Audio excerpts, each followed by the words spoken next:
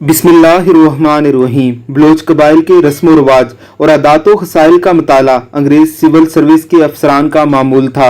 आज भी तमाम कदीम अजला में डिप्टी कमिश्नरों के हाथ की लिखी हुई डायरियां हर कबीले, सरदार और मुख्तलिफ अहम अफराद के बारे में मुशाहिदों और तजर्बों का एक वसी ज़हीरा रखती हैं।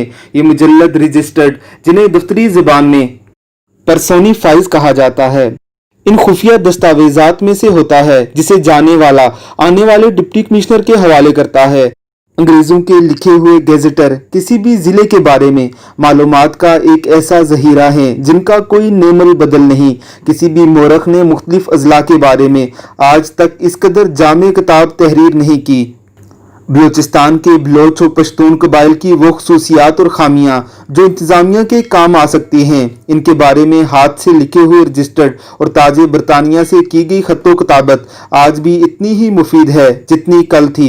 इन दस्तावेजात का मुताला करते हुए मेरे जहन में एक सवाल हमेशा गूंजा कि अंग्रेज ने बलोच में ना तो कोई पुलिस का मौसर महकमा कायम किया और ना ही यहाँ से इस तरह जवानों को फौज में भर्ती किया जैसे पंजाब और खैबर पख्तूनख्वा के इलाकों से किया था। इन दोनों की अदम मौजूदगी में बलूचिस्तान अंग्रेज दौर में इस कदर पुरसकून और पुरअमन कैसे रहा। अंग्रेज को बलोच रवायात के वसी मुताले से ये अंदाजा हो चुका था कि बलोच अपने कबीले और इलाके से बाहर किसी चीज को जानने या इससे वाबस्तगी रखने की जानिब कभी माइल नहीं होता। वो खुद को कबीले से काट कर जिंदा रहने का तसव्वुर भी नहीं कर सकता। इसकी कुल कायनात ही उसका कबीला है जो उसे भूख में खाना देता है, खौफ में अमन फराहम करता है, नाइंसाफी की सूरत में उसके हक में फैसला करता है। अंग्रेज को इस बात का बखूबी इल्म था कि जब तक ये तीनों फराइज रियासत या कोई और इदारा कबीले से कहीं बेहतर अंदाज में पूरा नहीं करता, बलोच अपने कबीले के दायरे से बाहर निकलने का सोच भी नहीं सकते। ये था वो नुक्ता जो 7 समंदर पार से आने वाले अंग्रेज की समझ में आ गया था, लेकिन 70 साल से पाकिस्तान के हुक्मरानों की समझ में आज तक ना आ सका। कबायली निजाम से अलहदा होकर चंद अफराद ने जो भी शनाख्त हासिल की वो भी कबीले के सामने सरनगो रही। कोई सिविल सर्विस में चीफ सेक्रेटरी लगा, फौज में जर्नैल हुआ या पुलिस में IG के ओहदे तक गया। इसने अपनी मोहब्बतों और वफादारियों का अव्वलीन मरकज और महवर अपने कबीले को ही रखा। यही वजह थी कि अंग्रेज ने इस कबायली निजाम से किसी बलोच को अलहदा करके बहसियत फर्द उसकी वफादारियां खरीदने या उसे अपने बड़े निज़ाम का हिस्सा बनाने की कभी कोशिश नहीं की।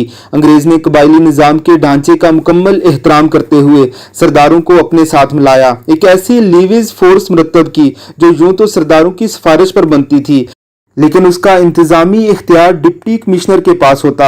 हर जिले में सिर्फ चंद लीविज सिपाही अमनो अमान कायम करने के लिए काफी होते, क्योंकि एक लीविज के सिपाही के पीछे इसके कबीले की ताकत होती और इसे छेड़ने का मतलब पूरे कबीले को छेड़ना होता। ऐसी बेशुमार मिसालें हैं कि एक लीविज का सिपाही दर्जन भर बलोच कैदियों को लेकर रवाना होता है। शाम आती है, वो उन्हें एक जगह जमा करके मिट्टी पर एक दायरा खींच देता है और कहता है ये तुम्हारी जेल है, तो वो उससे बाहर नहीं निकलते।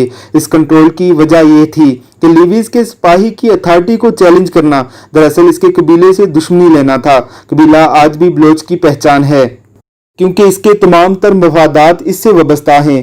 इस बात का इदराक मेरे जहन में उस वक्त मजीद मुस्तहकम हो गया जब 90 की दहाई में कोयटा शहर में बुगटी रईसानी झगड़े के नतीजे में नवाब अकबर बुगटी के 2 नवासे जाँ बहक हुए तो नवाब बुगटी ने अपने कबीले के तमाम अफराद को वापस डेरा बुगटी आने का हुक्म दिया और वो तमाम अफराद जो डॉक्टर, इंजीनियर, प्रोफेसर और सिविल सर्विस में थे, जिनके बच्चे शहरों के स्कूल और कॉलेजों में तालीम हासिल कर रहे थे, वो सब कुछ समेट कर डेरा बुगटी वापस चले गए। इसकी 2 वजूहात थी। एक तो तन्हा रहकर मुखालिफ कबीले का निशाना नहीं बनना चाहते थे और दूसरा उन्हें बाखूबी इल्म था कि रियासत का कोई इदारा इस काबिल नहीं जो कबीले से ज्यादा उन्हें तहफ़्फ़ुज़ फराहम कर सके या आफत और परेशानी में कबीले से ज्यादा उनकी मदद कर सके। इन्हें यकीन था कि पुलिस हो या निज़ामी अदल उन्हें जिरगे से बेहतर इंसाफ नहीं दे सकता। रियासत के नाकारा मुतबादिल निज़ाम की वजह से एक आम कबायली से लेकर आला मुकाम पर फायज बलोच भी अपनी इन 3 बुनियादी ज़रूरियात अमन, इंसाफ और भूख और बेरोजगारी में बाइज्जत मदद के लिए अपने कबीले की जानब ही देखता है। इसलिए वो कभी ऐसी नौकरी में जाना नहीं चाहते जिसमें फ़राइज़ की बजावरी के दौरान उसे अपने कबीले के मुकाबले पर बंदूक उठाना पड़ जाए। अंग्रेज को इस बात का बखूबी इल्म था कि जब तक कबायली निज़ाम का मुतबादल इस निज़ाम से बेहतर नहीं होगा बलोच उसे कभी नहीं मानेंगे। इसने इस कबायली निज़ाम को 2 दफ़ा हल्का सा छेड़ने की कोशिश की। एक दफ़ा नवाब मरी अंग्रेज से इख्तलाफ करके भागकर अफगानिस्तान चला गया। उसी के खानदान के फर्द सरदार दोदा खान को कबीले का सरबराह मुकर्रर कर दिया गया, लेकिन कबीले ने इसे अपनी रवायात के बरक्स जाना और बरतानी फौज की ताकत के बावजूद इसे कत्ल कर दिया। यही तजर्बा मेंगल कबीले में भी दोहराया गया, वहां भी वही कुछ रोनमा हुआ। इसके बाद अंग्रेज ने कबीले की इकाई या इत्तेहाद को कभी छेड़ने की कोशिश नहीं की। आज भी बलोच या बलोचिस्तान का कबायली पश्तून नौकरी की खातिर किसी ऐसी रियासती इदारे से मुंसलिक हो भी जाए और जब इस इदारे का मफाद इसके कबीले से टकराने लगे तो वो ज्यादा से ज्यादा इतना जरूर करेगा कि इस मैदान जंग से खुद को खामोशी से अलहदा कर ले। ये कबायली वबस्तगी ही है कि गुज़िश्ता 50 साल से बलोच नौजवान अफगानिस्तान, रूस और भारत में जाकर ट्रेनिंग लेते रहे। पूरे कबीले को उनके आने जाने, उठने बैठने का इल्म होता है, लेकिन कोई कबीले के मुकाबले में रियासत को इतला नहीं देता। अगर यही कबीला बहैसियत मजमूई अमनो अमान का जिम्मेदार होता, ये लोग वैसे ही ये नौजवान पकड़कर रियासत के हवाले करते जैसे अंग्रेजों के जमाने में किए जाते थे।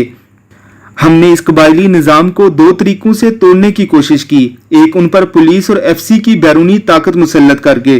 दूसरा, कबाइल की आपस की लड़ाइयों को हवा देकर, उनमें से अपने पसंदीदा ग्रोहों की पुष्टपनाही करके।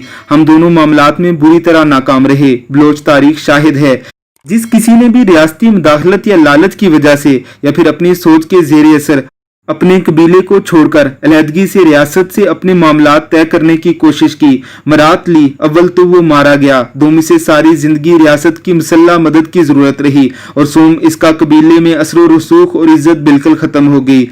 ये वो नाकारा कारतूस हैं जिनमें हर 5-10 साल बाद बारूद भरकर चलाने की कोशिश की जाती है और वो ठुस हो जाते हैं। लेकिन इस सब का नुकसान ये होता है कि बलोचों को ये रियासत बहैसियत मजमूई कबायली निज़ाम और कबायली रिवाज की दुश्मन, वसाइल को हड़प करने वाली और कब्जा ग्रुप की सूरत नजर आती है। ऐसी रियासत से बलोच कभी मोहब्बत नहीं कर पाता। फिर ऐसे में इसे रियासत का हर दुश्मन भी अपना दोस्त लगने लगता है। यह है आज के बलोच नौजवान की नफ्सियात। अल्लाह रब्बुल इज़्ज़त औरिया मकबूल जान के इल्मो उमर में बरकत अता फरमाए। आमीन सुम आमीन।